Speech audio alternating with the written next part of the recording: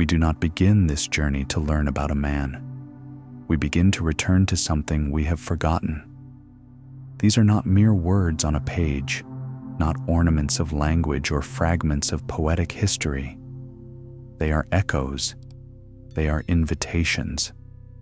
They are the sound of something deep within you stirring, something ancient, not born of memory, but of recognition.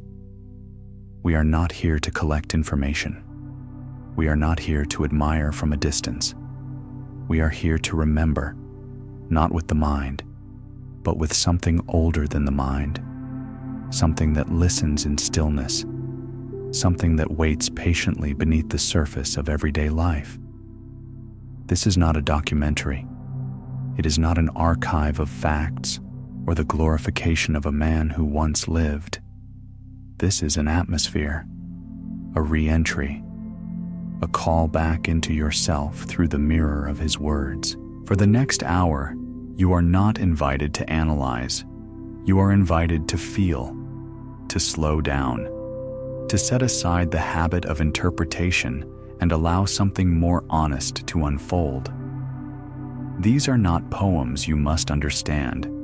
They are reflections you will recognize because you have seen them before, even if you cannot name where. The voice you are about to hear is not only Gibran's, it is the voice inside you that you have silenced for too long. It is the voice that speaks not in noise, but in presence, not in logic, but in resonance. These are not lessons in life. They are life. They are not designed to impress you.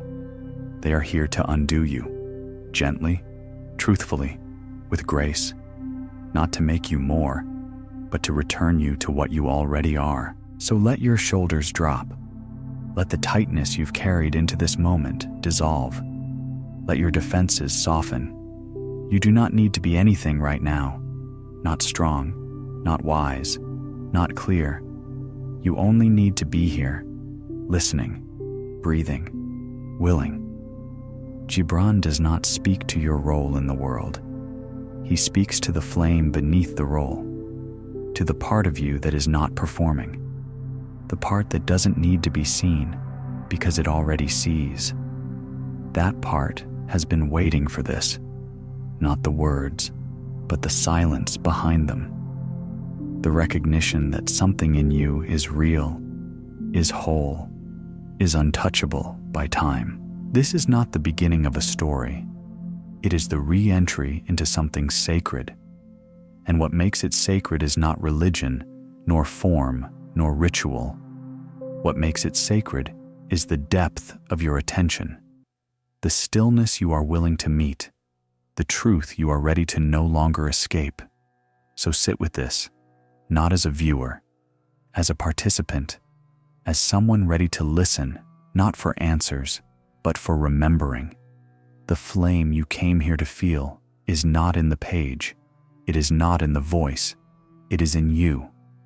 All this is just a mirror. So, let us begin.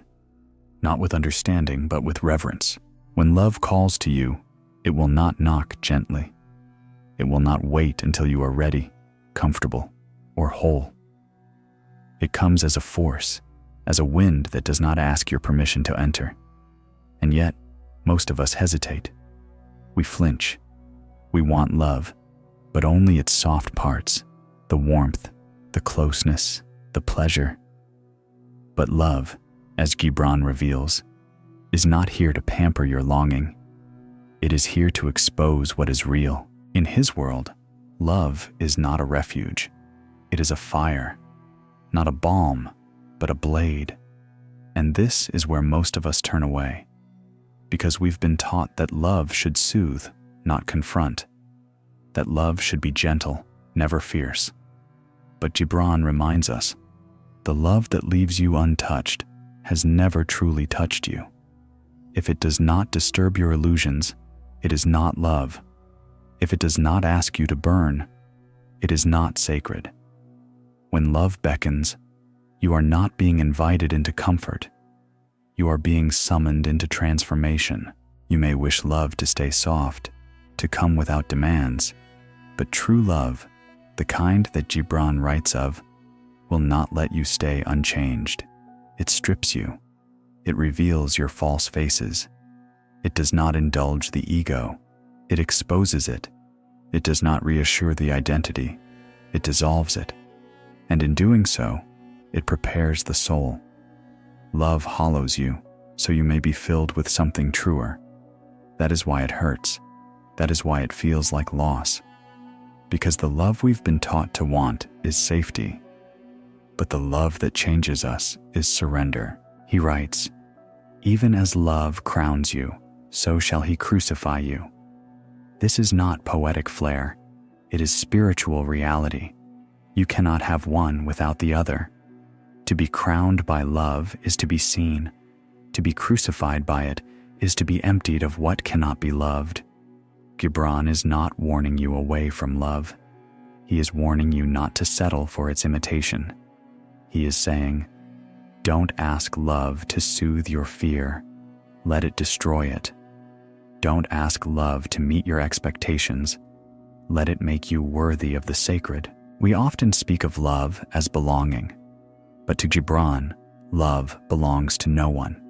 It cannot be owned or possessed. Love possesses not, nor would it be possessed.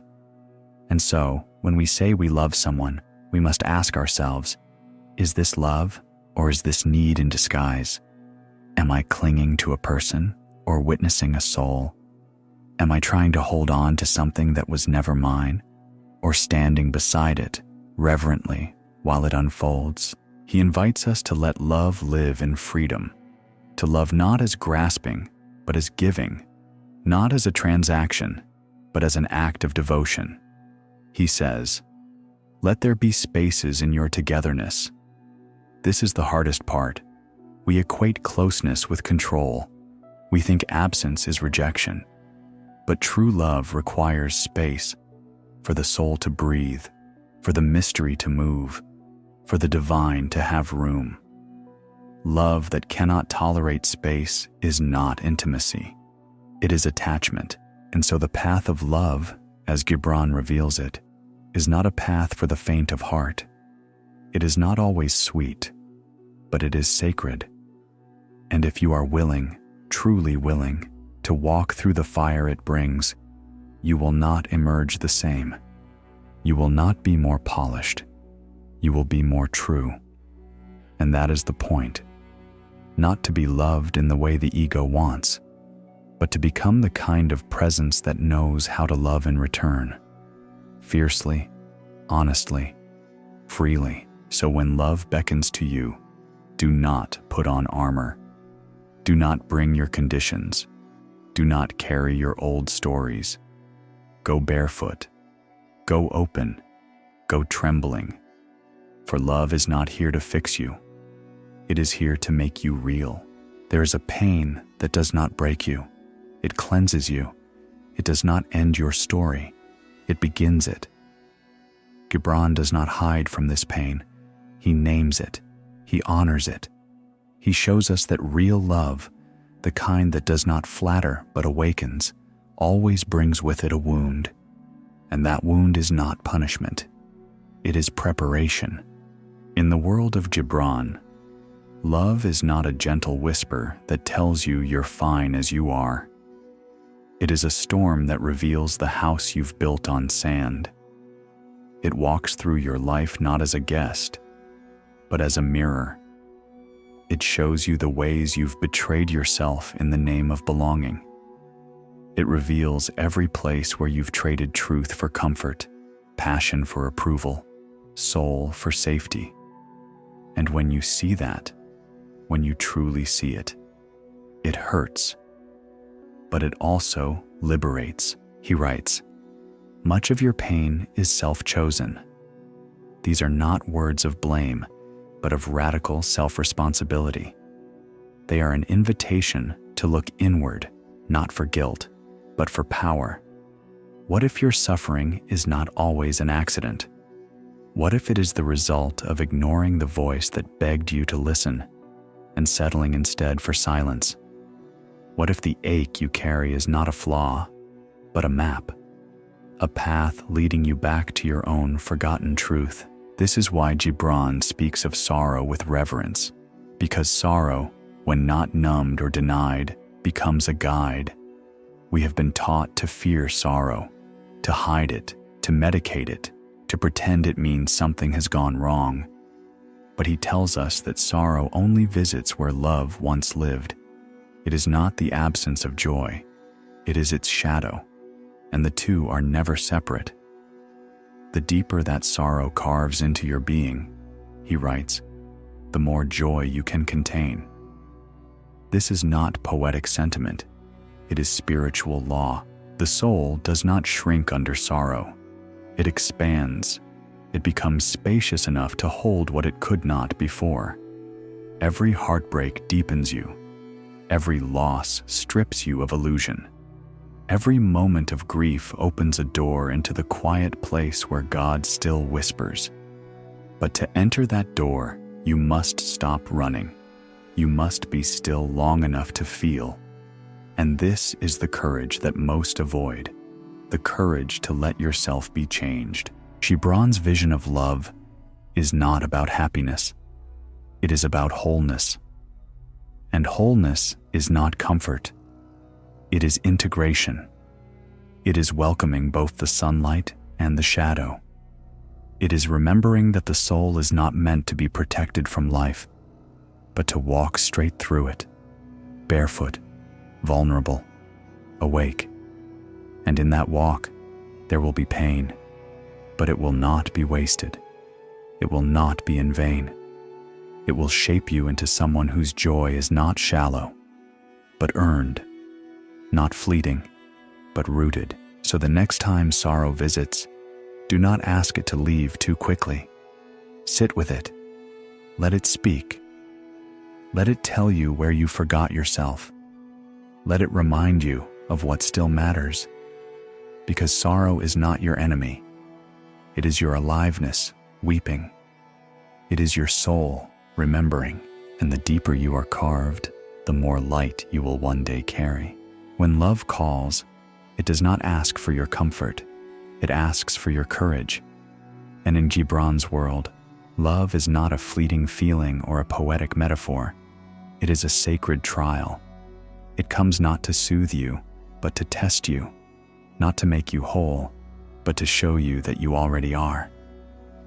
Love, to him, is a kind of fire, not to burn you down, but to burn away everything false. And in that burning, something purer remains, the soul uncovered. We are taught to seek love as refuge, something that completes us, validates us, saves us from our solitude. But Gibran turns this myth on its head.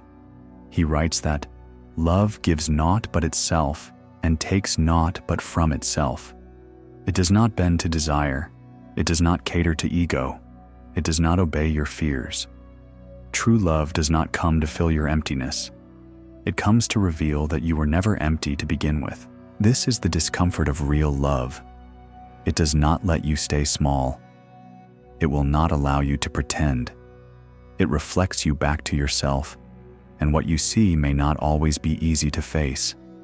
The need, the insecurity, the demand to be needed, all of it rises to the surface. And yet, this too is sacred, because only in the light can what was hidden be healed. Only in the honest presence of another can we begin to unmask the roles we play. Gibran does not speak of love as possession. He speaks of it as presence. He says, "Let there be spaces in your togetherness." That space is not absence, it is reverence. It is the knowing that each soul is a universe, and no universe can be owned. The most powerful relationships, in his view, are not those built on fusion, but on freedom. Two whole beings, choosing to walk side by side, not because they complete each other, but because they remember they were never incomplete. And this remembering, this sacred clarity, is the highest gift of love. It's not the way someone looks at you. It's not the way they hold you. It's the way they help you return to yourself.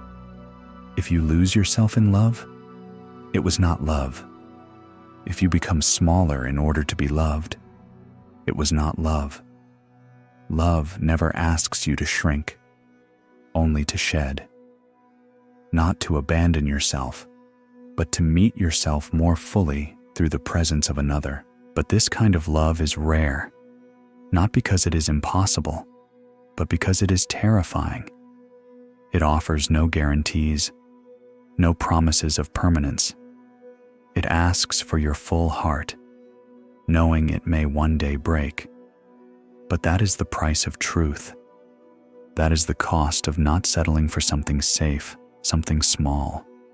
Gibran's vision of love is vast, wild, sacred, and it asks everything of you: your illusions, your pride, your need to be right, your need to be held more than to hold. It asks you to show up, not as a version, but as a soul. And when you do, something extraordinary happens. Love ceases to be something you chase and becomes something you live. It stops being something you seek in others and begins to radiate from within. Because when you love yourself with this kind of sacred fierceness, not as indulgence, but as remembrance, the love you offer others becomes pure, unentangled, real. So if you are in love, let it refine you. If you have lost love, let it initiate you. And if you are still searching, let this be your compass. Love is not something to find. It is something to become. Love, in its truest form, is not gentle in the way we imagine. It is not a cushion. It is not a lullaby. It is a flame.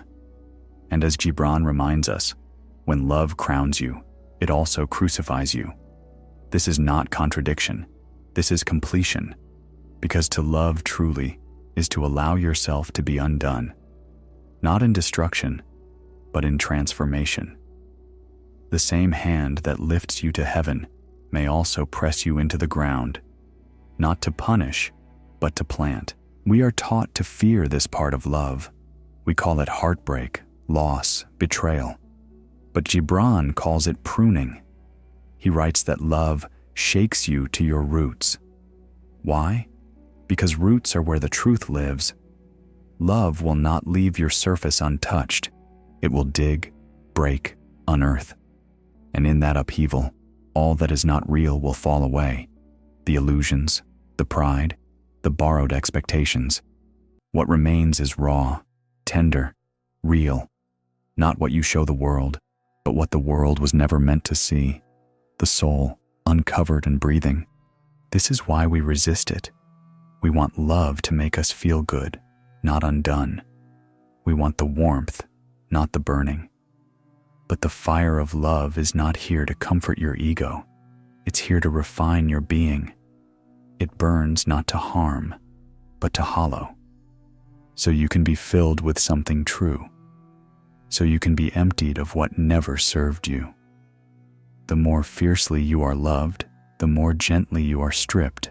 And this is the paradox Gibran understood so clearly, that pain is not the opposite of love, it is its mirror. You only grieve what mattered. You only break where you were open. The wound itself is proof of the place you dared to feel. He writes, even as love is for your growth, so is it for your pruning. The cutting and the blooming, they are not separate acts. They are one rhythm, one sacred rhythm of becoming. But our culture does not know what to do with pain. We rush past it. We numb it. We call it weakness. And in doing so, we deny ourselves the very doorway that love opens. Because pain, when met with presence, becomes revelation. It tells you where you are still clinging. It shows you what you thought you couldn't live without. And it offers you the most sacred gift, clarity.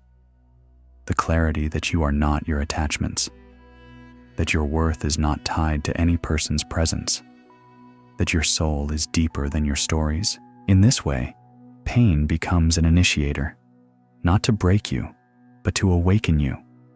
It softens the places that were hard. It stretches the places that were small. It takes the armor off, not with violence, but with precision. And what remains is not broken. What remains is real. The self beneath the persona, the stillness beneath the striving, the flame beneath the ash. So when love hurts, do not ask only why. Ask what it is making space for. When something is taken, ask what is being returned in its place. Not always immediately. Sometimes the answer takes time. But Gibran teaches that nothing is taken without something deeper being given. Sometimes it is presence. Sometimes it is peace. Sometimes it is the quiet knowing that you survived what you thought you never could. To love, then, is to be willing to be changed, to let love undo what fear built, to let it cleanse what ego protected, to stand in the fire, not because you enjoy pain, but because you long for truth, and truth is never far from pain. They walk hand in hand through every relationship, every ending, every moment where your heart breaks open and something truer begins to breathe.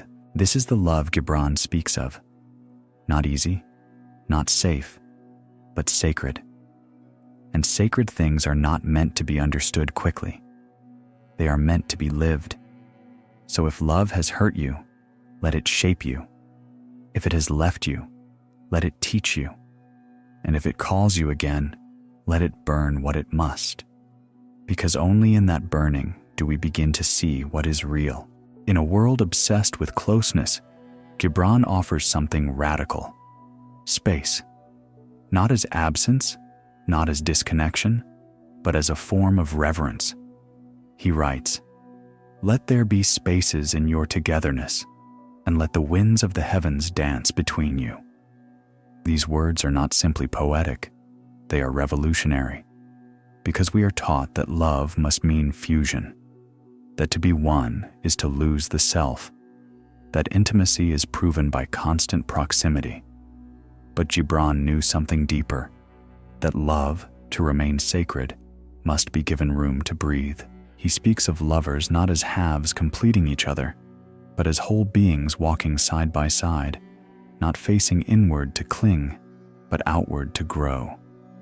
He says, "Stand together, yet not too near together, for the pillars of the temple stand apart." What a beautiful image. Two beings holding up something greater than either of them, not by collapsing into each other, but by standing strong on their own. Love, in this light, is not about merging, it is about mirroring. Not about possession, but presence. And this is where so many fall, in believing that closeness means control, that love means ownership. We grip, we cling, we fold into each other until there is no room left to breathe, to question, to grow. We confuse safety with suffocation, but Gibran reminds us that true love honors the self just as much as the union. That if love is to be real, it must allow space for the soul to unfold, independently, even within togetherness. This kind of love is rare. It asks for maturity. It asks for trust. To give someone freedom while loving them is not easy. It means letting go of the ego's need to be reassured, of the fear that says, "If they wander, I will be forgotten." But true love does not chain. It invites. It trusts the return. It knows that distance, when held with reverence, can deepen intimacy rather than dilute it. Because the space between two souls is not empty. It is sacred. It is where curiosity lives, where longing stirs, where the winds of the heavens can dance. To live this way means allowing silence to exist between the words. It means letting the other be a mystery, not a project. It means holding them not like a possession, but like a flame. close enough to warm, not to burn. And in doing so, love becomes not a cage, but a sanctuary. But we fear space. We take silence as rejection. We take solitude as withdrawal. Yet Gibran teaches that the absence of noise is not the absence of love. It is its preservation. Because where there is no space, there can be no listening. Where there is no breathing room, the soul cannot speak. Love becomes a loop, repetitive, desperate, transactional. But with space, love becomes alive again. It becomes a dance instead of a tether, a choice instead of a chain. So if you find yourself pulling too tightly, ask, what am I afraid of losing? And if you find someone needing space, ask, can I trust that love does not disappear in silence? Because the kind of love Gibran speaks of is not loud, not possessive. It is gentle, clear, and sovereign. It says, I do not need you to be mine. I only ask you to be fully yourself. And if in that fullness you still choose me, I will be honored. This is not weakness. This is strength of the highest order. The strength to love without clinging. The courage to stay without caging. The grace to let the winds of heaven pass through the space between two souls. Not as a threat, but as a blessing. Because in that space, something ancient stirs. Not romance, not desire, but truth. And only in truth can love survive. If love is the highest force, then why does it hurt so deeply? This is the paradox Gibran dares to embrace without apology. In The Prophet he writes, even as love crowns you, so shall he crucify you. Even as he is for your growth, so is he for your pruning. These are not just beautiful phrases. They are invitations to shed the fantasy that love is here to soothe us. No, love, in its highest form, arrives not to pamper the ego, but to peel it away. It burns not to destroy, but to purify. We enter love hoping to be fulfilled, but Gibran tells us, love will not fill you. It will empty you. It will take what is false. It will cut away the illusion. It will show you the parts of yourself you didn't know were still afraid. Because real love is not safe. It is sacred. And the sacred never flatters you. It transforms you. It doesn't give you what you want. It gives you what your soul has been begging for. Even if your mind resists, and that is why it hurts. Because everything false within us screams when it begins to fall away. Our attachments, our identities, our conditions. The part of us that says, I love you because you make me feel important, begins to shatter. And what's left behind is not a hole, but a clearing, a space where the soul can finally breathe. Gibran does not sugarcoat this. He writes as one who has lived the burning. He reminds us that only when our hearts break do we begin to open. Only when the walls fall do we taste what's on the other side. Presence, stillness, a love that no longer grasps, a love that simply gives. And this is what separates egoic love from sacred love. Ego says, you are mine. Soul says, you are free. Ego says, don't hurt me. Soul says, let the pain shape me. Ego builds a fortress. Soul builds an altar. And love, real love, will always take you from the fortress to the altar, from safety to surrender, from illusion to truth. That truth, Gibran tells us, is not the ending of love. It is its beginning. Because only when you let go of needing love to save you, can you finally love from a place of wholeness. Not to complete yourself, but to share your fullness. Not to escape yourself, but to meet another in truth. This is why he writes, think not, you can direct the course of love, for love, if it finds you worthy, directs your course. These are not words of defeat. They are words of trust. Love has its own intelligence. It comes when it must. It leaves when it must. And if you are awake, you will not try to hold it hostage. You will bow. You will weep. And you will let it do its sacred work, even if that work feels like loss. Because in Gibran's world, loss is not failure. It is fire. It is not a wound to be avoided, but a doorway to pass through. And when we do, when we allow love to strip us bare, to hollow us out, we find something we never expected. Peace. A quiet that doesn't need to be filled. A love that doesn't need to be proven. So, the question is not, how can I protect myself from pain in love? The question is, am I willing to let love refine me?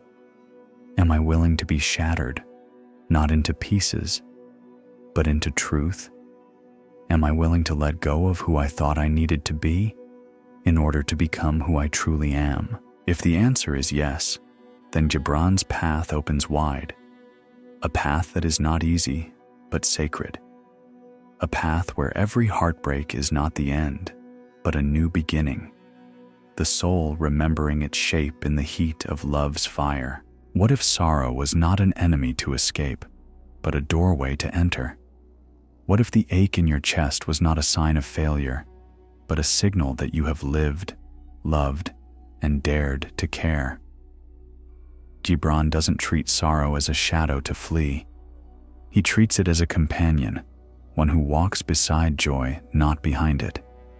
He writes, "Your joy is your sorrow unmasked." This is not metaphor. This is revelation. That joy and sorrow are not opposites. They are not two destinations, but two sides of the same coin, spinning together, always. We live in a world that glorifies happiness and hides grief. We smile for pictures. We edit our pain. We celebrate beginnings and fear endings. But Gibran invites us to see more honestly. He says, "The deeper that sorrow carves into your being, the more joy you can contain." These are not words of comfort. They are words of initiation. Because true joy is not surface, it is depth.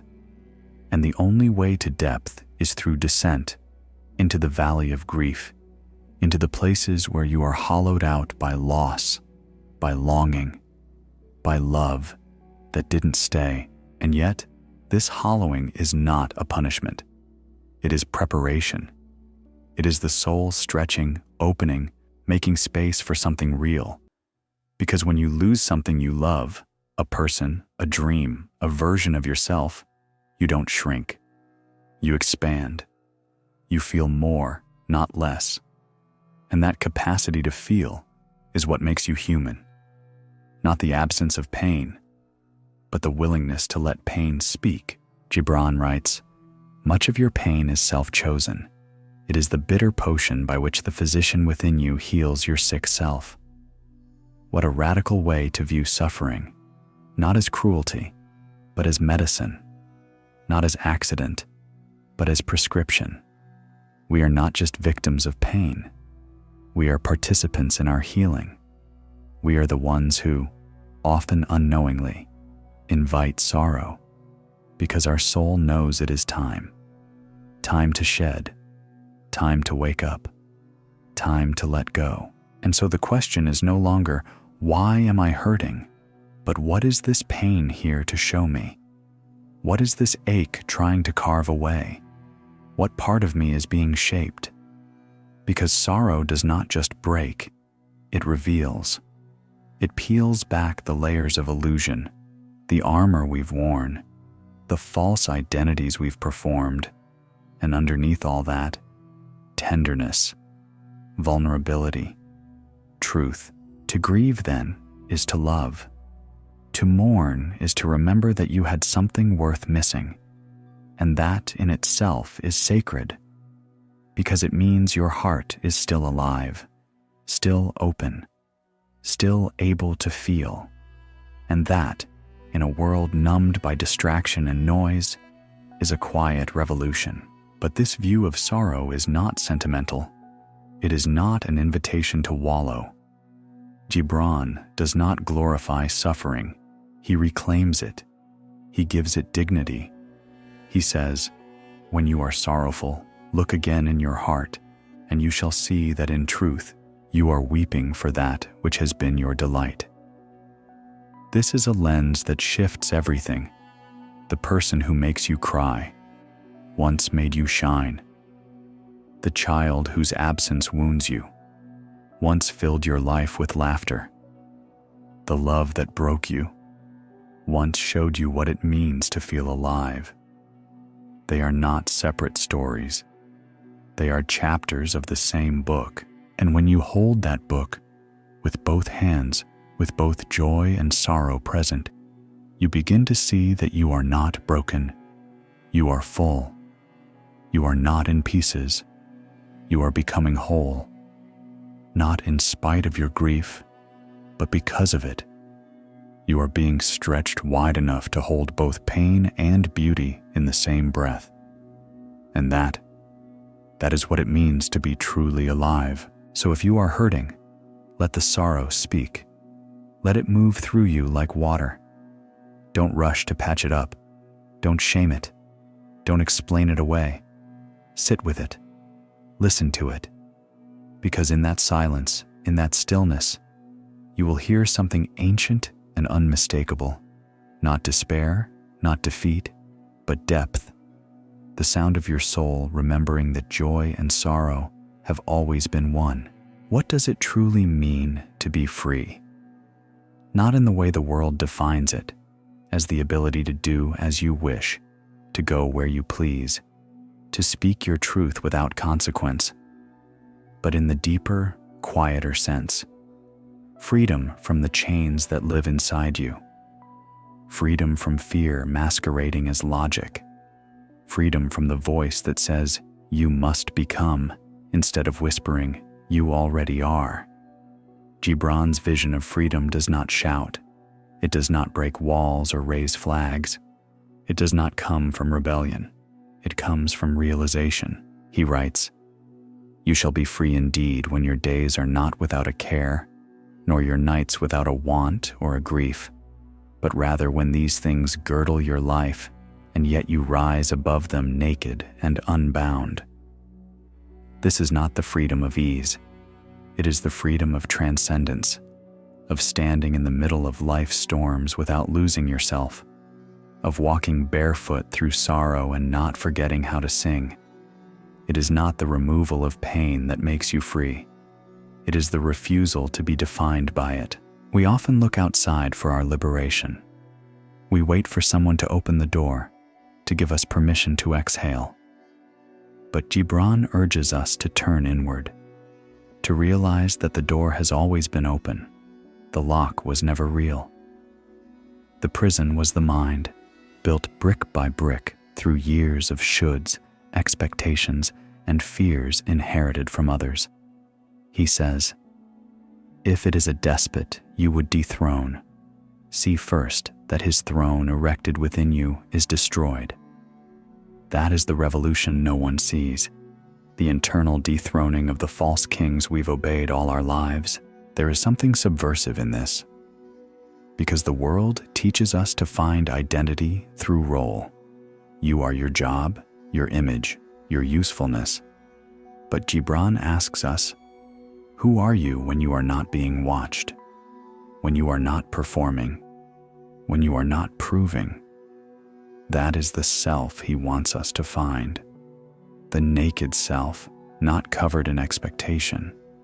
The self that lives in silence. The self that remembers. And this remembering is the beginning of freedom. It's not an escape from life. It's a return to it. A return to presence, to wholeness. It is the moment you realize you don't need to win, to justify, to be more than you already are, that your worth is not conditional, that your being is not a currency. You become free, not when you have everything, but when nothing owns you. Not your status, not your pain, not even your name. This is why Gibran's idea of freedom is both exhilarating and terrifying. Because it requires you to let go of what you thought you needed to survive. It asks you to stand alone, not in isolation, but in integrity. It asks you to face the silence and not fill it with noise. And when you do, when you can bear the silence long enough, you hear something else. Not emptiness, but essence. Not absence, but presence. The voice of the soul, uncoiled, finally speaking in its own rhythm. So let us stop asking, how can I be free? And start asking, what have I chained myself to? What thought, what pattern, what fear do I still obey? And then ask gently, who would I be without it? Not in theory, but in this moment, with this breath, in this body. Because Gibran's truth is simple and radical. You do not become free later. You become free now, in surrender, in truth, in love. There is a stillness the world fears, a silence that civilization calls dangerous. In our age of endless stimulation, solitude is seen not as sanctuary, but as exile. To be alone is to be forgotten. To be silent is to be irrelevant. Yet Gibran, like all true mystics, turns this lie inside out.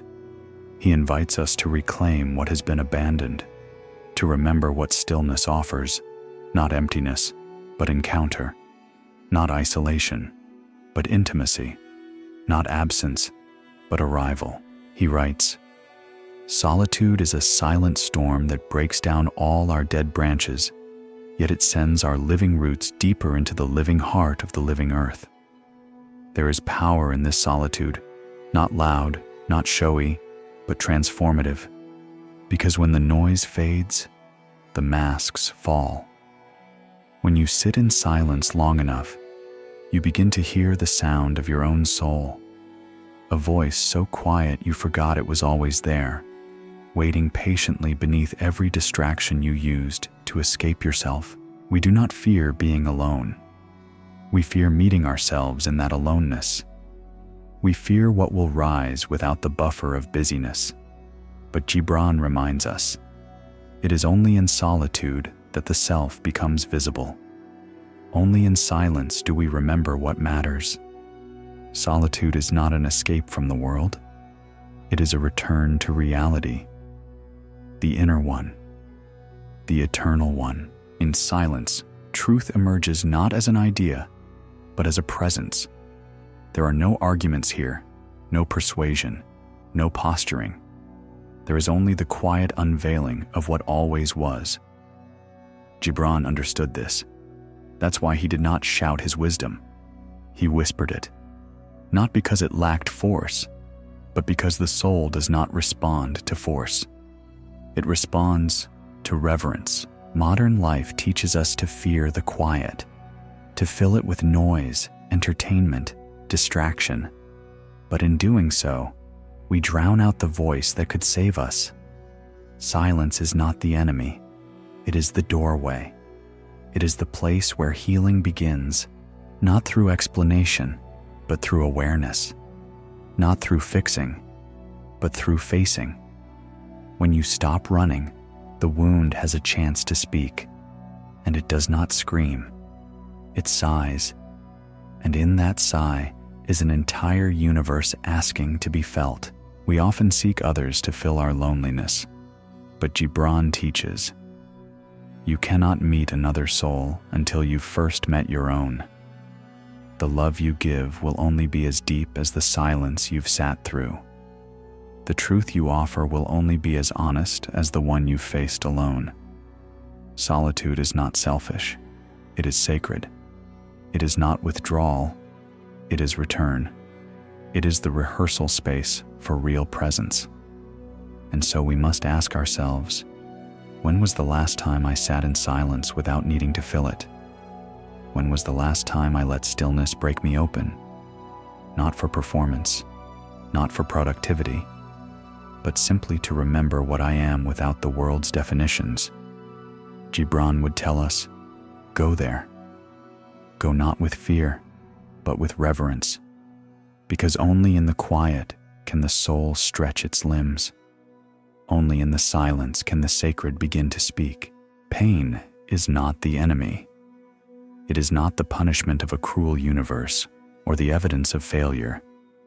It is the hand that knocks when you have fallen asleep to what matters. It is the uninvited guest that enters only when something false must leave. Gibran knew this better than most. He did not romanticize pain, but neither did he fear it. He looked it in the eye and asked it what it had come to teach, and pain, when honored, always answers. He wrote, "Your pain is the breaking of the shell that encloses your understanding." These are not the words of someone avoiding suffering. They are the confession of someone who has walked through it and emerged not broken, but opened. Gibran teaches us that pain does not arrive to destroy.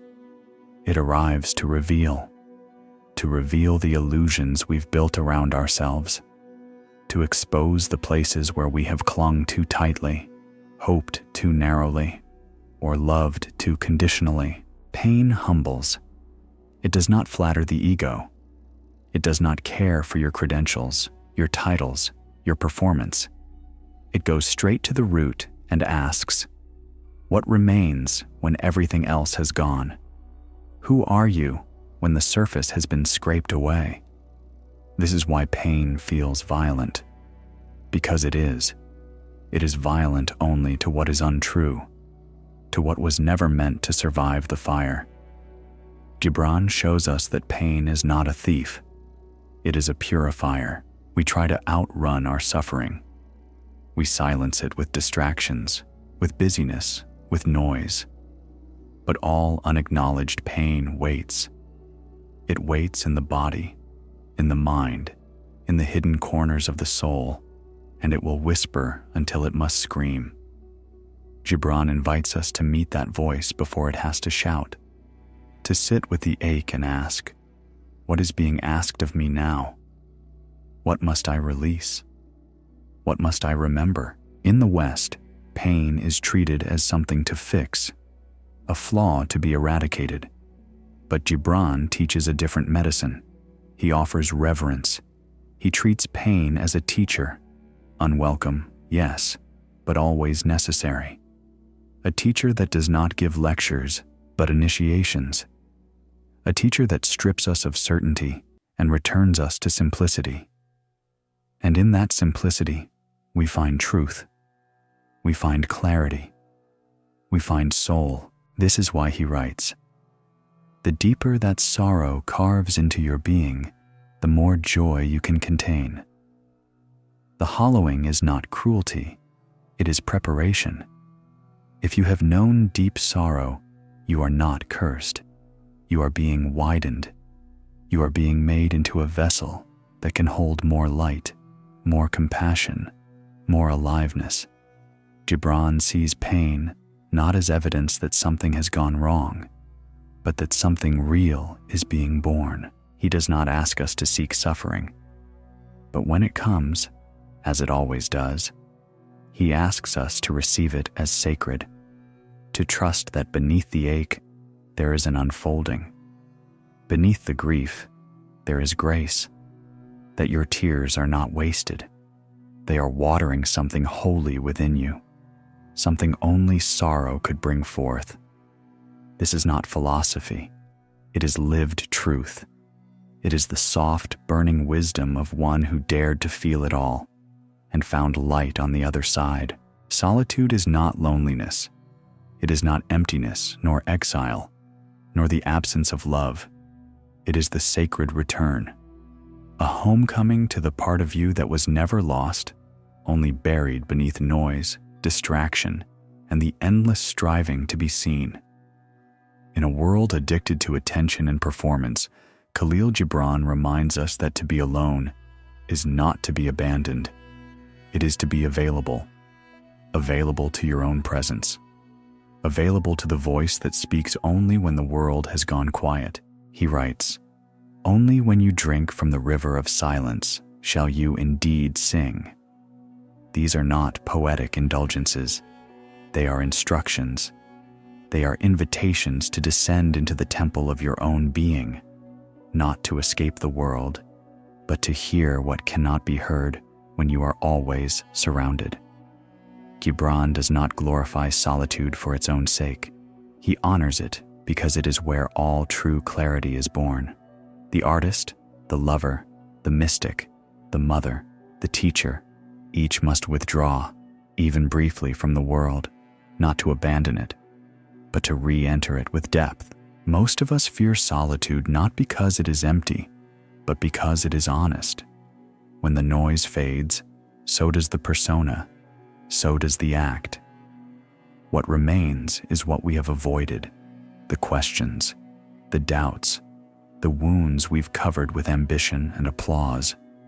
Gibran shows us that silence is not what happens when life stops. It is what happens when the ego does. And in that quiet, there is not nothingness. There is presence. There is awareness. There is God. This is why Gibran often speaks not with statements, but with spaces. His words leave room for the sacred to enter. He does not fill the page. He opens it. And that is the nature of true solitude. It does not close you off. It opens you up to insight, to mystery, to intimacy with your own soul.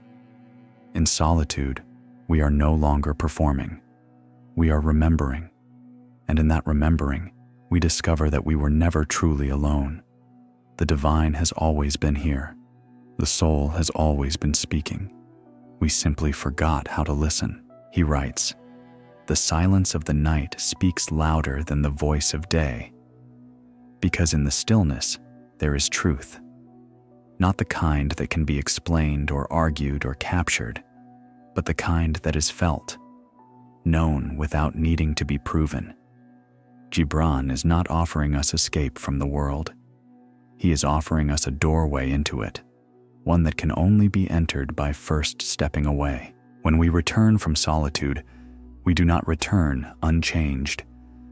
We bring back with us something sacred, a clearer mind, a softer heart, a quieter strength. We no longer need to shout to be heard. We no longer need to be needed to feel worthy. We begin to act, not out of reaction, but out of alignment. That is the gift of silence. It makes our speech meaningful. That is the gift of solitude. It makes our presence real. So, when the world feels overwhelming, when your sense of self begins to fray, when you forget what you love or why it mattered in the first place, go be alone. Not forever, not to vanish, but to remember. Remember the light you carry, the breath that is always yours, the silence that is not the absence of sound, but the presence of something deeper. And in that remembering, you will not find answers. You will find yourself.